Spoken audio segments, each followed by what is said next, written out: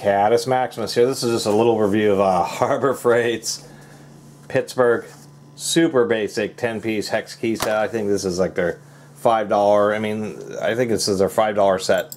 The cheapest set possible. It just comes on a key ring with little spring retainers. Some people actually like these retainers just because it kind of keeps them all relatively organized and you can just pull off any individual one that you need.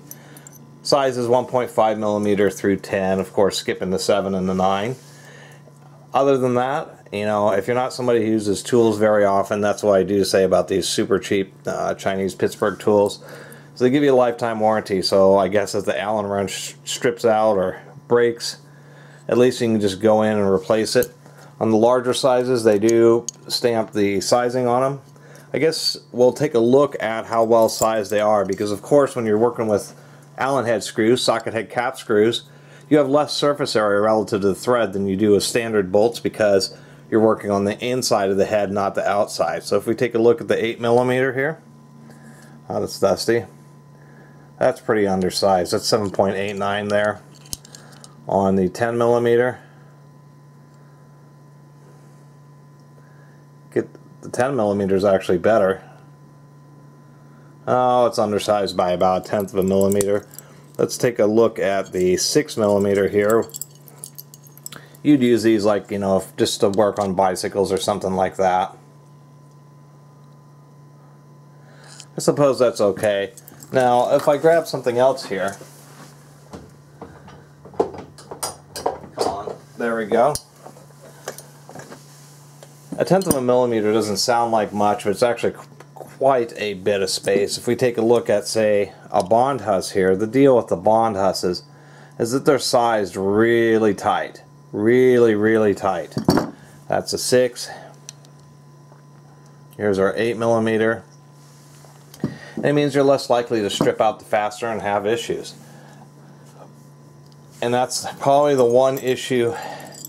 These are cheap, so if you only use them occasionally, then it's not a big deal.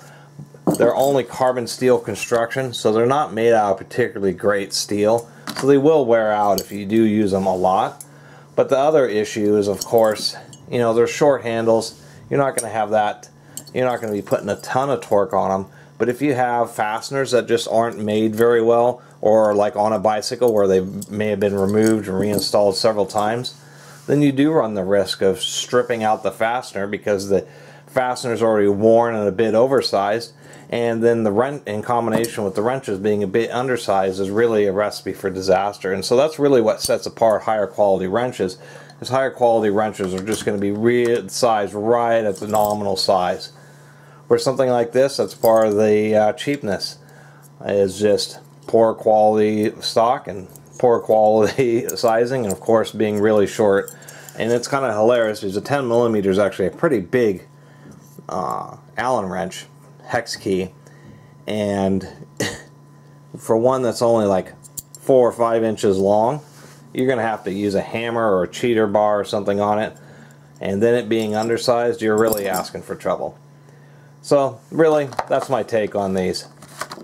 I would only recommend them to somebody who just hardly ever needs to work on something and just buys them just for that reason. They just don't want to spend much money on tools that they're hardly going to ever use. Or maybe they're just going to, you know, have a tool junk drawer or give them to their kids so their kids can work on their bikes and other that type of stuff. Otherwise, I would buy some higher quality ones. Decent ones like American-made Bond Husses really aren't very expensive, you know, 20, 25 bucks. Even maybe look at getting the Harbor Freight Icons if you really like Harbor Freight. Anyway, I really appreciate everybody who's been watching and subscribing, and if you haven't subscribed, please do. Until next time, Catus Maximus out.